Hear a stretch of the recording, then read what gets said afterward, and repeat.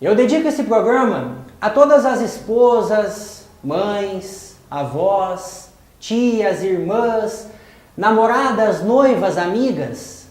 Elas estão ganhando cada vez mais espaço na sociedade, no mercado de trabalho, nos mais diversos campos e serviços. Sociedade que não dá mais espaço para o machismo, que não permite mais qualquer tipo de violência, qualquer tipo de agressão, qualquer tipo de exclusão. Embora a gente saiba que a covardia ainda existe na comunidade. Mulheres que são a maioria na enfermagem, minha área de paixão. Enfermagem que aprendi assistindo à competência técnica das professoras colegas de faculdade e das colegas de trabalho no hospital. Mulheres que são atendidas em ambiente hospitalar, da menina que precisa de cuidado porque ainda é inocente, a moça que espera ansiosamente o dom divino de ser mãe, a idosa que, submetida a um processo de envelhecimento, sofre transformações fisiológicas, psicológicas e hormonais, e que antigamente cuidava e agora necessita ser cuidada. Já dizia o velho ditado popular: um homem não vive sem uma mulher. O conselho da mãe, o café da vovó, o beijo doce das apaixonadas. Não é uma questão de sobrevivência, é uma questão de necessidade. Você já tentou entendê-las? As mulheres são maravilhosamente incompreensíveis, como diria Augusto Cury. Seja pela beleza divina, seja pelo potencial de tomar conta de tudo, seja pela garra de uma leoa que luta pelo seu filhote, seja pelo dom de fazer várias coisas ao mesmo tempo, seja pela perfeição dos atos, toques e retoques, seja pela alteração repentina de humor, seja pela incomparável capacidade de tolerar a dor, seja pela forma irresistível de transmitir amor. Eu não acho que elas merecem um dia no ano. Eu acho que elas merecem todos os dias do ano. Feliz Dia da Mulher! Essa semana foi a semana do Dia da Mulher, então você é a homenageada desse programa. Hoje vamos entrevistar o Dr. Diogo Gavarrete. Ele é oncologista, trabalha lá no ambulatório de quimioterapia do Hospital São Vicente. Já já eu volto para falar um pouquinho sobre câncer.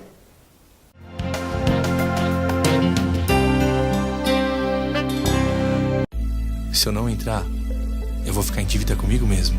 E eu não devo nada a ninguém. Os limites sou eu que coloco, não as outras pessoas. Meu medo não pode ser maior do que a vontade de vencer. Viver com HIV não é fácil, mas eu encaro. Com o tratamento, você é mais forte que a AIDS. Agora está mais simples e com menos efeitos colaterais. Assim você estará pronto para novas conquistas.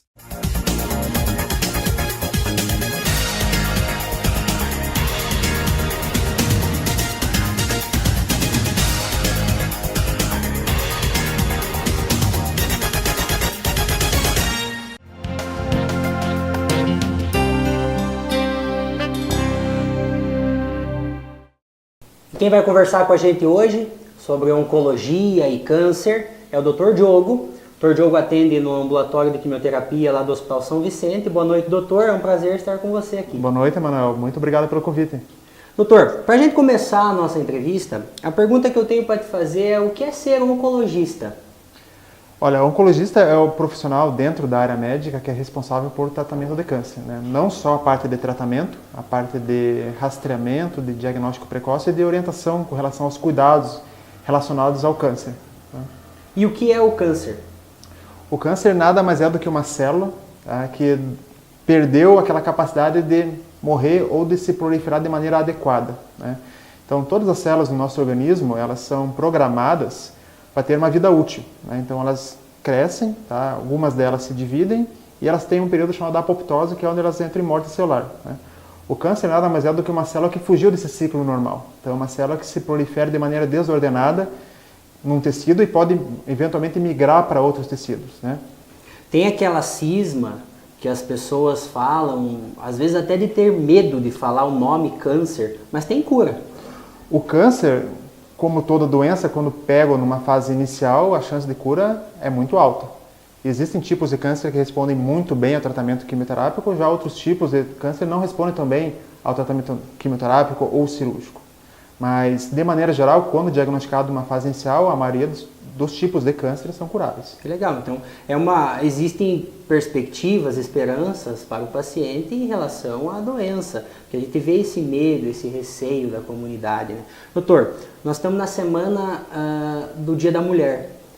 A pergunta que eu tenho para te fazer é quais são os tipos de câncer mais comuns nas mulheres? O câncer mais prevalente na mulher, sem dúvida, é o câncer de mama. Não é o câncer que mais mata nas mulheres, assim como nos homens. O câncer de pulmão ele ainda lidera o ranking de mortalidade, mas o câncer de mama e o câncer de colo de útero são os mais frequentes na mulher. E os fatores de risco?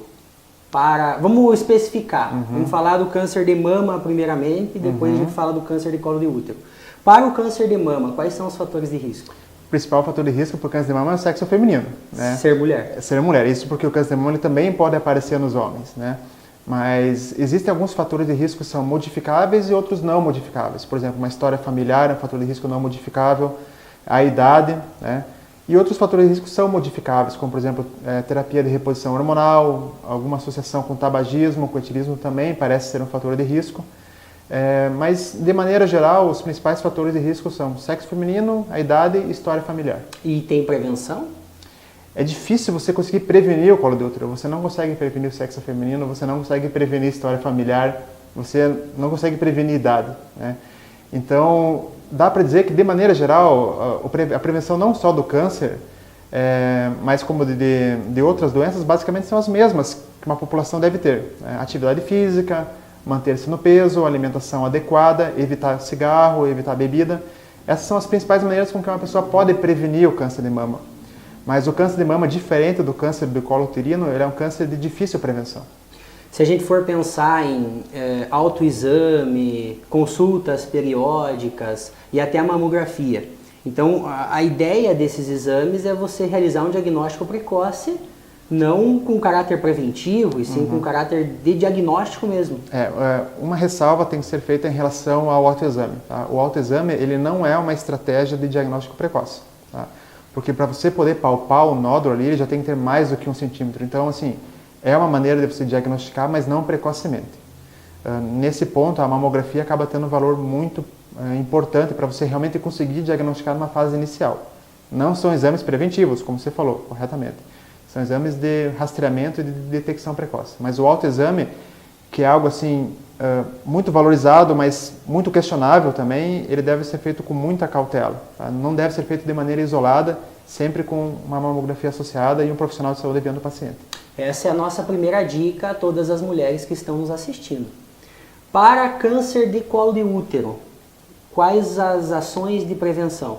Diferente do câncer de mama, dá para se dizer que o câncer de colo de útero é um câncer prevenível, né?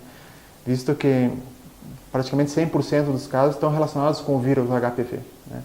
Então, a gente sabe que o uso de camisinha, de preservativos, agora já está entrando no calendário a vacinação contra o HPV, são realmente estratégias de prevenção do câncer de colo de útero, que diferente do câncer de mama, é um câncer prevenível. Vamos falar da vacina? Qual é o calendário? A gente conversando mudou o calendário, atualizou o calendário. Comenta com a gente sobre a vacina contra o HPV. A vacina contra o HPV é a chamada vacina quadrivalente. Ela é uma vacina que cobre 4 sorotipos diferentes do HPV, né? Até 2015 eram feitas 3 aplicações dessa vacina. Alguns estudos novos saíram e parece que 2 aplicações são tão eficientes quanto 3 aplicações. Então, já a partir de 2016 começou já a vigorar 2 aplicações da vacina, tá? Que deve ser feita nas meninas entre 9 e 13 anos, com intervalo de 6 meses entre uma aplicação e outra. Já que a gente falou de vacina, eu vou te fazer uma provocação técnica aqui. É uma provocação mesmo. Você não acha que quando eu estimulo demais o uso da vacina ou a administração da vacina, eu não deixo um pouco de estimular o uso do método de prevenção da DST, de uma forma geral, que é o uso do preservativo? A vacina previne contra o HPV. Agora, contra outros tipos de DST, não há essa prevenção, né? Então, é claro que isso tem que vir com uma orientação também da paciente, dos pais, principalmente, porque essa vacina ela deve ser aplicada em crianças, em pessoas que não tiveram o contágio contra o HPV. E ela é eficaz não só para o câncer de colo de útero, mas também outros tipos de câncer relacionados ao HPV também. A gente deixa a dica para todo mundo a importância do uso do preservativo, da camisinha, que é o único método de contracepção e também para evitar a doença sexualmente transmissível. A gente vai voltar a falar sobre DST, sobre métodos contraceptivos e sobre métodos de prevenir essas doenças na sequência aí, doutor. Bom, de uma forma geral, qual que é o pior tipo de câncer? O pior tipo de câncer é aquele que é pego numa fase muito avançada, né? Existem alguns tipos de câncer que têm uma alta taxa de cura, vamos dizer, por exemplo, câncer de testículo, alguns tipos de câncer de ovário respondem muito bem, alguns tipos de linfoma respondem muito bem ao tratamento quimioterápico, mas já outros tipos de câncer, quando pegam numa fase muito avançada, a taxa de resposta é muito pequena, né? Isso porque a gente trata não o câncer, a gente trata o paciente. Sim. Né? E muitas vezes o paciente chega para a gente já com comorbidades, muitas vezes o câncer está associado com tabagismo, com etilismo, então são pacientes que já chegam numa condição clínica mais deteriorada, são pacientes que muitas vezes têm outros problemas de saúde associados pelos mesmos fatores de risco. Então, eu posso te dizer que o mais difícil para a gente é quando a gente pega o paciente debilitado, já com uma doença avançada. E quais os métodos de tratamento? Basicamente são 3 tipos de tratamento oncológico que existem, né? Tratamento cirúrgico, que na maioria das vezes é o tratamento curativo. Existem poucos tipos de câncer que a quimioterapia realmente tem o potencial de cura. O tratamento quimioterápico e a radioterapia. Vamos falar um pouquinho sobre eles? Claro. Deixa para o doutor. O tratamento cirúrgico é o tratamento feito pelo cirurgião oncológico, né, que visa remover cirurgicamente o tumor, né? Já o tratamento quimioterápico, muitas vezes ele é quimio e hormonioterápico também. Ele envolve o uso de medicações que são feitas para você ou facilitar a cirurgia, você reduzir o tumor e fazer com que o cirurgião tenha maior propensão a remover o tumor. O tratamento adjuvante, que é um tratamento preventivo, uma vez que você remove o tumor, você faz o tratamento para evitar que a doença volte. E o tratamento paliativo, né, que são aqueles pacientes que chegam já com uma doença avançada ou que desenvolvem a doença avançada na história natural da doença e que você faz mais para aliviar sintomas e aumentar a expectativa de vida dos pacientes. Falando de tratamento, o doutor atua no ambulatório de quimioterapia lá do Hospital São Vicente. É um trabalho show de bola, um trabalho bem legal que o pessoal faz lá. O que o ambulatório faz no todo? O tratamento oncológico, Manuel, é um tratamento multiprofissional, multidisciplinar, né? Ele envolve uma equipe de enfermagem, envolve a equipe de psicologia, envolve a equipe de nutrição, médicos e cuidados paliativos. Hoje ali no Hospital São Vicente a gente consegue abordar de maneira geral o paciente em todos esses quesitos, né? Nós temos um volume bom de pacientes ali, uma aceitação boa no ambulatório e a perspectiva nossa é de crescer cada vez mais. E a demanda é grande? A demanda não só de Guarapuava, mas da região ao redor de Guarapuava, né? Então a gente tem ali basicamente aproximadamente 5.000 aplicações de quimioterapia, 4 a 5.000 aplicações de quimioterapia ano. Então é um volume bem grande de pacientes. Eu li um artigo que fala sobre uma entrevista sua, na qual você diz que tratar em oncologia é ter empatia entre o profissional e o doente. Qual é a sensação de ser oncologista? Olha, a gente acaba aprendendo muito mais com o paciente do que a sensação é esta, que você aprende muito mais do paciente do que aquilo que você consegue fornecer para o paciente, né? Muitas vezes você fica restrito dentro do teu arsenal terapêutico ao que oferecer para o paciente, mas o contrário não é verdadeiro, né? O paciente ele sempre tem muito mais a te oferecer, ele sempre acrescenta muito mais na tua qualidade de vida, na gratificação com o teu tratamento, né? Então, ser oncologista é um desafio, tá? Porque a gente sabe que o tratamento oncológico não depende só do médico. Ele depende de vários fatores, depende do paciente, depende da família do paciente, né? Depende do médico, depende do arsenal que você tem para tratar. Então, é uma profissão muito gratificante, é uma profissão que muitas vezes é triste, mas também tem o seu lado positivo, né? Então, eu acho que todo mundo que está ali no São Vicente, todo mundo que trabalha não só no São Vicente, mas na Ânimo também, gosta muito do que faz e faz tudo com muito amor. A Ânimo é a clínica de oncologia. Isso, aqui em Guarapuava a gente faz as aplicações de quimioterapia no SUS, no Hospital São Vicente, e na Unimed também ali na clínica Ânimo, que é especializada no tratamento oncológico. Muita gente ganhando qualidade de vida, né, doutor? Exatamente, porque esses pacientes antigamente eles tinham que se deslocar até grandes centros para fazer aplicação, e hoje eles podem ficar perto da família, né? Então isso também melhora muito a adesão do paciente ao tratamento, o paciente tolera muito bem, muito melhor os efeitos colaterais quando está próximo da família. Doutor, eu vou te pedir uma dica. Para todos os nossos telespectadores que estão assistindo, homens e mulheres, adultos, idosos, crianças, qual é a dica do oncologista para a qualidade de vida, para a prevenção, para os cuidados de quem tem ou de quem ainda não tem câncer? Quem sabe sejam duas dicas separadas, mas eu deixo para... Eu acho que é importante, Emanuel, orientar a população a manter hábitos de vida saudáveis, né? Então, não beber, não fumar, praticar atividade física, alimentação saudável, fazer os exames que devem ser feitos, os exames de rastreamento. Então, nas mulheres, a mamografia, a preventiva do colo de útero, exames de colonoscopia, que também a gente não chegou a citar, mas são importantes também, são padronizados para serem feitos. Alguns pacientes devem fazer também tomografias de controle, principalmente aqueles pacientes que têm uma alta carga de tabagismo. Então, assim, manter a qualidade de vida, fazer os exames necessários e qualquer dúvida, procurar o profissional correto. Legal, eu deixo para você fazer o seu questionamento sobre o tipo de câncer que você quer conhecer um pouquinho aqui no Saúde em Foco. O Dr. Diogo volta comigo nos próximos programas aí, eu já estou te fazendo um convite e aqui em frente às câmeras eu espero sim como resposta. Vai ser um prazer. Então o pessoal vai sugerir o tema e a gente volta para conversar. Doutor, muito obrigado pela tua disponibilidade.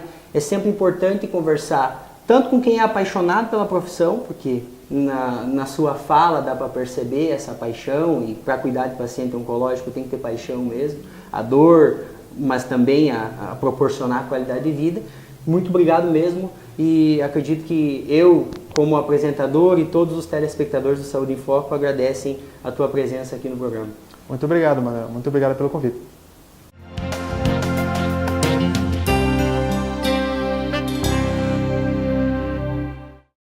É isso aí, pessoal. Você conferiu a entrevista com o Dr. Diogo, conversou com a gente sobre câncer, sobre saúde da mulher. Se você tiver uma dúvida, uma alteração no seu corpo, faça uma consulta, investigue, cuide de você. O Saúde em Foco encerra e eu agradeço a tua companhia. Eu quero que você mande o teu questionamento lá no WhatsApp, DDD 42 9927 5216. Acompanhe-nos na nossa página no Facebook, Programa Saúde em Foco, e curta lá. Vem para o nosso canal no YouTube, compartilhe a nossa página. Semana que vem, quinta-feira, às 22 horas, eu espero você.